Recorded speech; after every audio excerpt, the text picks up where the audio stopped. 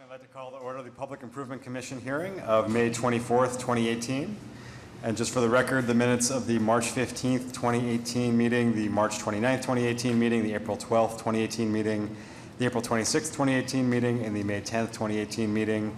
The meeting minutes were presented to and approved by the Public Improvement Commission.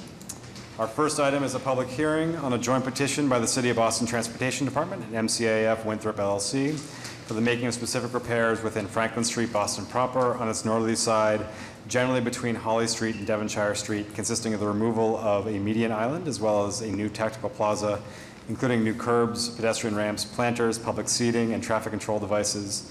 This was new business on May 24th, 2018, and this is shown on a set of plans entitled City of Boston Public Works Department, Engineering Division, Specific Repair Plan, Franklin Street, Downtown Crossing, 2 sheets dated May 4th, 2018.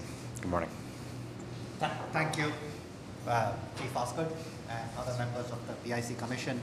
We have been busy since the last public hearing that we had in front of PIC and have done several meetings in response to your comments. And if Amy, should I give a, or would you like to, or what do you want me to?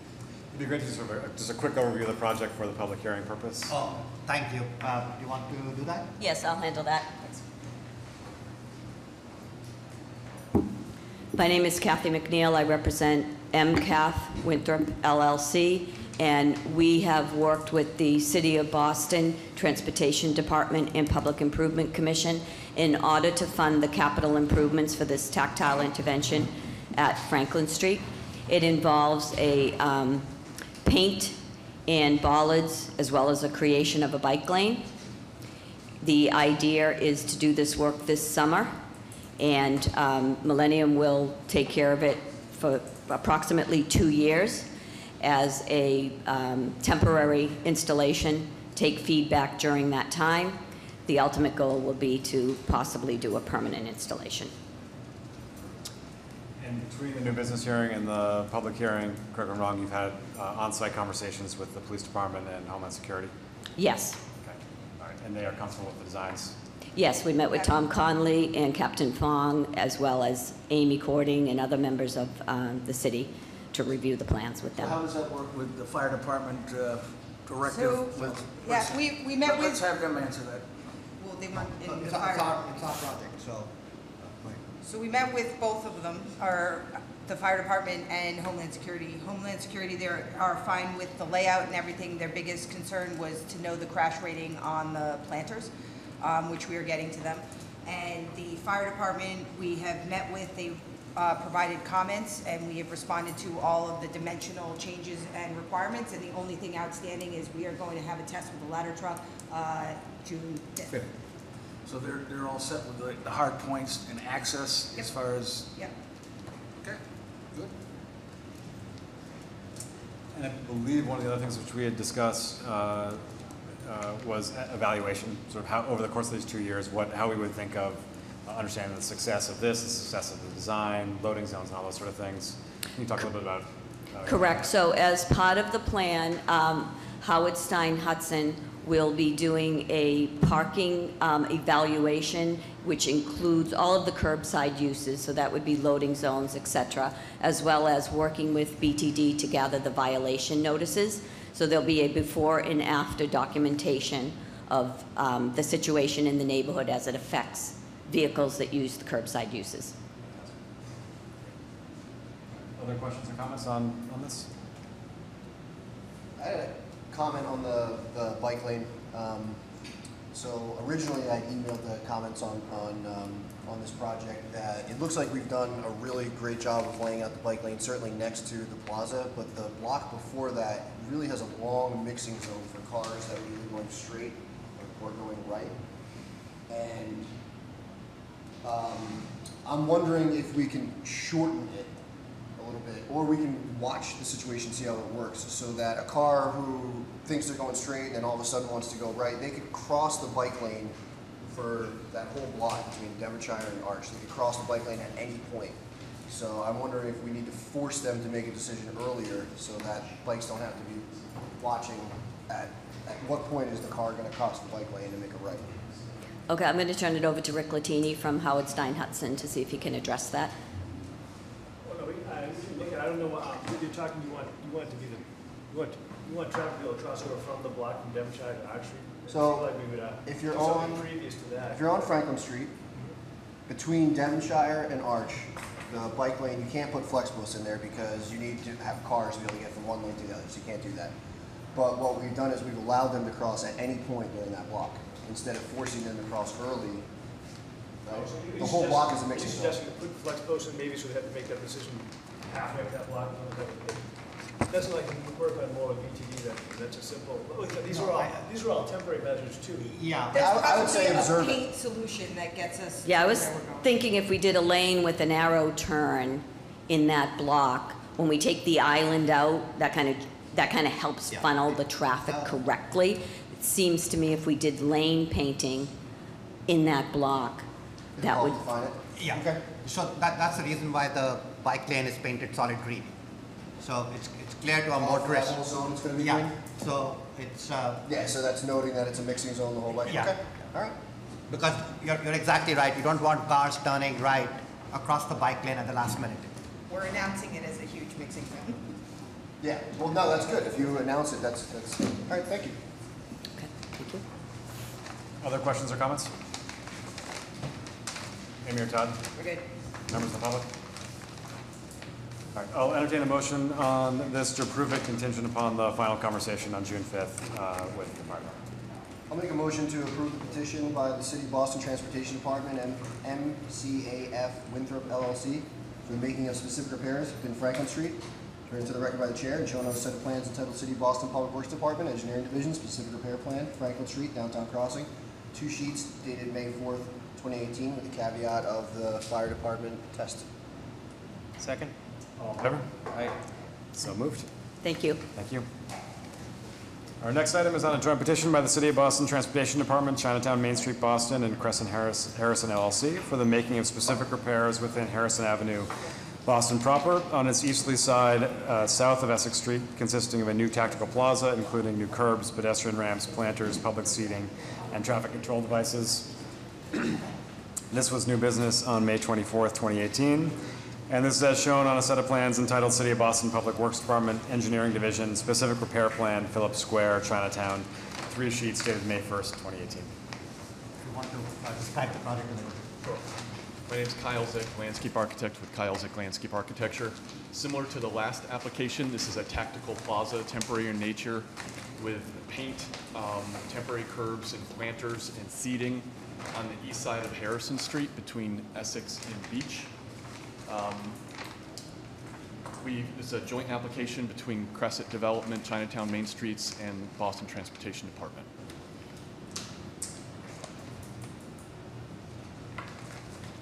And I know, correct me if I'm wrong, since our new business, you've had similar conversations with police and fire about this. Can you talk a little bit about those conversations? Yeah, we touched on both tactical plazas in both meetings, so Homeland Security is fine, and this will also be a part of the June 5th drive-through with the fire department.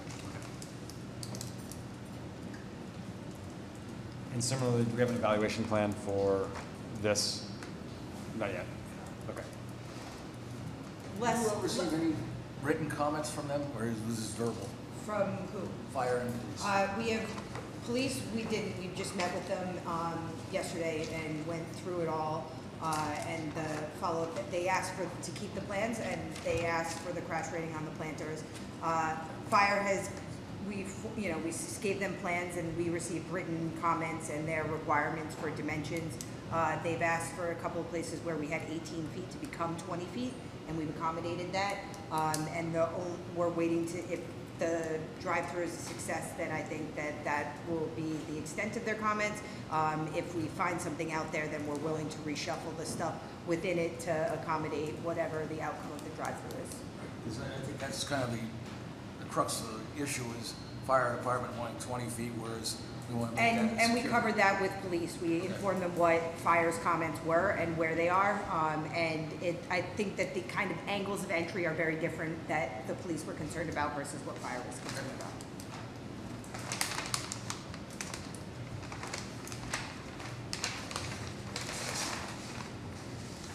Actually, no, is Harrison having this stretch of the snow emergency route? Yeah. Yes. It is. And can you describe what we're putting between the parking lane and the tactical plaza?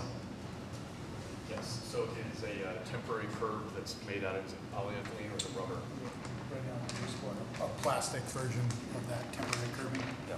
So it's a curb that gets affixed to the asphalt, and it has delineator bollards, plastic and flexible, at regular spacing. One thing, just because this is a Snow Mercy route, in a major snowstorm, there will be no cars that will be parking against this. It's highly possible that some of these are going to get nicked, hit, sort of eliminated. So if you have additional on hand, it would actually be very valuable. Anyway, so that after the winter, we can actually make sure that we've repaired this particular I think there's curbing. been discussion about maybe the flex post being outboard of that curb so that that's the sacrificial line. So the flex post would be, got it. Yeah. What we hit first. Got it. And because they are vertical, the plow drivers will see that, because they won't be able to see the, Because they're gonna have The to strip. hit the island edge at the corner of Essex anyway. So we're thinking that they're gonna follow a pretty straight line, and if they can see the delineators, and/or if that's what gets plowed down, the curb is slightly more expensive, so we're hoping that that'll remain. That's a good idea. Other questions or comments? Andrew, Todd? Good? Members of the public? All right, I'll entertain a motion, again, contingent upon that final sort of review with the Boston Fire Department. Make a motion to approve a joint petition by the City of Boston Transportation Department, Chinatown Main Street, Boston, and Crescent Harrison LLC for the making of specific repairs within Harrison Ave, as read into the record by the chair, and is shown on a set of plans entitled City of Boston Public Works Department, Engineering Division, Specific Repair Plan, Phillips Square, Chinatown, 3 sheets dated May 1st, 2018. All in favor? Aye. So moved. Thank you. Our next item is on a joint petition by the City of Boston Transportation Department, Jamestown LP, and Urban Meritage LLC for the making of specific repairs to the following locations in Boston proper, consisting of the seasonal installation of new parklets. The locations are 91 Newbury Street on its northerly side, east of Clarendon Street, 207 Newbury Street on its northerly side, west of Exeter Street, 236 Newbury Street on its southerly side, east of Fairfield Street, and 288 Newbury Street on its southerly side, east of Gloucester Street. This was new business on May 24th. This was new business on May 10th, 2018, and this is shown on a set of plans entitled City of Boston Public Works Department, Engineering Division, Specific Repair Plan, Newbury Street Parklets, 5 sheets dated May 1st, 2018. Thank you. Kyle Zick from Kyle Zick Landscape Architecture.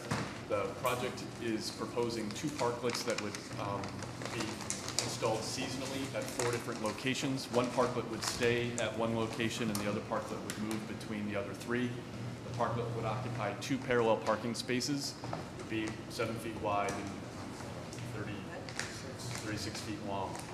It would be on an aluminum frame and be able to be moved with a forklift, so it can be moved easily for the season, the change within the season, but also if there was some reason to access infrastructure, it can be moved to another location. The proponent, it's a joint proponent again between BTD, Jamestown LP, and Urban Meritage, so 2 developers collaborating with the city here, and they're interested in installing these this summer.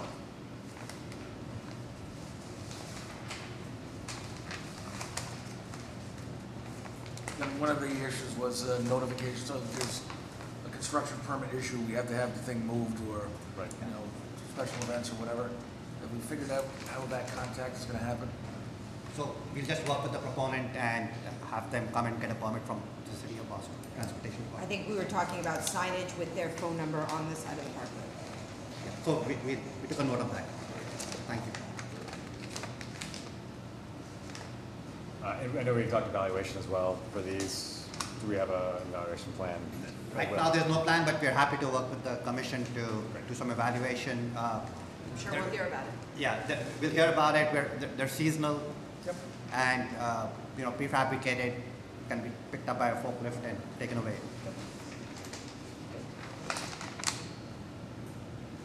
Other questions or comments? Amy or Todd? We're good? Members of the public? Very good. All right.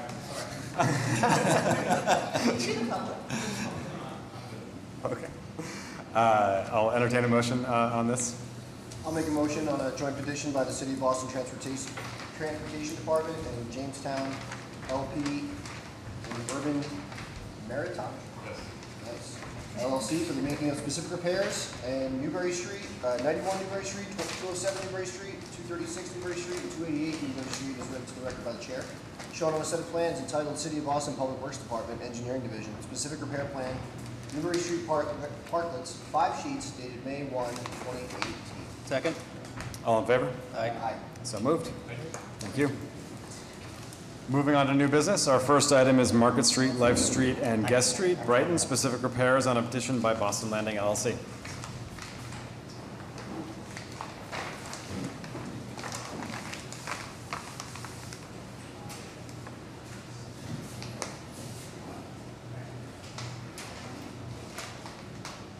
Good morning. My name is Pat Conley from Fields Associates. I'm joined today working from Henry Development and Devin Allen from Fields Associates as well.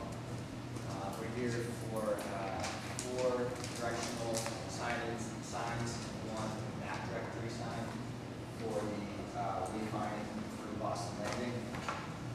So as an overview, this is Boston Landing. We have the pike here. Market Street is here. We're proposing 2 signs, 2 directional signs on Market Street. Your Guest Street here, we're proposing a map directional sign here, directional sign here, and down here, corner of Market Street extension and Guest Street is another directional sign. So 5 total. Just to give you an idea of what the signs look like.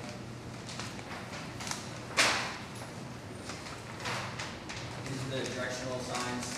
There's 2 in Market Street and then 2 in Guest Street. They are 10 feet above the sidewalk. We got updated drawings since we submitted these. So the bottom side is 10 feet, and the top is 14.5 feet. And then the footing is about 6 feet deep, 2.5 feet wide to square.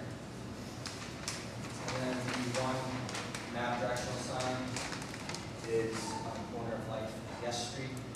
This will have a map on the inside of the back lane. It's about 9.5 feet tall and 2 feet wide, and that'll help. It's going to be solar powered, and it's similar to the signs in Boston again we put up downtown. So these are the proposed locations. This is Market Street here, Guest Street here. So the first one is close to Market Street Bridge. The other one is next to the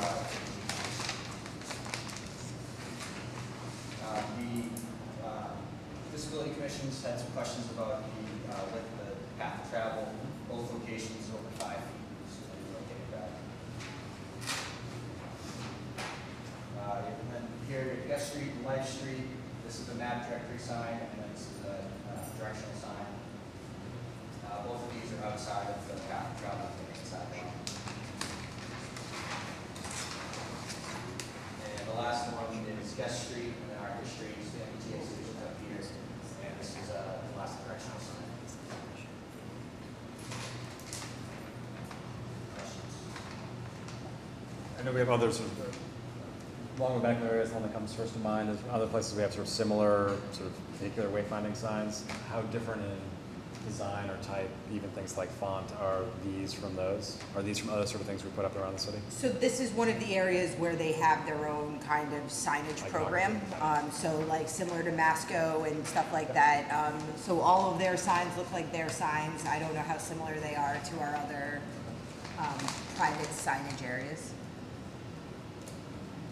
I would think it would be a good idea for the City of Boston to come up with some sort of a template that not every area wayfinding signs need to be exactly the same, but they should carry common elements throughout. Some sort of branding that makes it uniform throughout the city, so we don't have... Or how they read at least should be. Yeah, some sort of a formatting or template. I think it would be a smart decision. To that point, between now and new business, we can connect you with the city's graphic lead, Sebastian Ebarman. We can make sure that we sort of think through, are there some elements of this that we want to think about as common across signs, or things we can steal from, again, not to sort of reduce sort of neighborhood-specific branding, but to actually create some sort of common legibility across the entire city. And the same thing for the, obviously these do look a lot like the signs in the bid, the pedestrian wayfinding one, but similarly we can look at that and see if there's something we can add. So again, the bid is something different. It's a pedestrian zone. This is not a pedestrian zone. These are actually digital signs, correct? No, it's a static map, it's back on just the one side. Just one. So there's no advertisement, there's no nothing. No, Okay. So that when the orientation is sort of perpendicular to the street, the orientation of the map, is this something which a driver will see, or is it,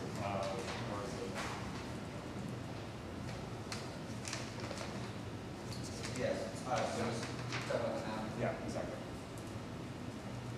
You said you'd like it perpendicular?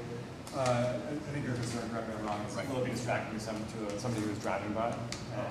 If there's a way in which we can orient. Angled towards the pedestrians who would be viewing the sign versus and away from the cars.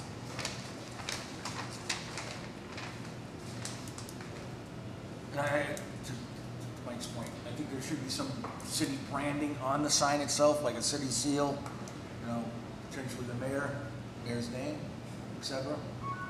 It's going to be on the public right away, and it's a public use. There's definitely should be some type of city branding on it. Who's the maintenance agreement? Chuck? As far as a maintenance agreement with these signs? I think that we have a signage agreement with them, so this will be added to their signage inventory. Yes.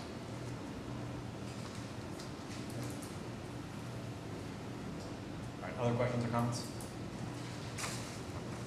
In your top. Members of the public? All right. So I think between now and the public hearing, which we can do in 2 weeks on June 7th, if that works for you, Connect with City's graphics team, it does look like the orientation is towards the pedestrian and away from the cars, but if we just confirm that the corner, I guess, is fine. Okay. All right. Thank you so much. Thank you. With that, I'll entertain a motion to adjourn. Motion to adjourn. All in favor? Aye. So moved.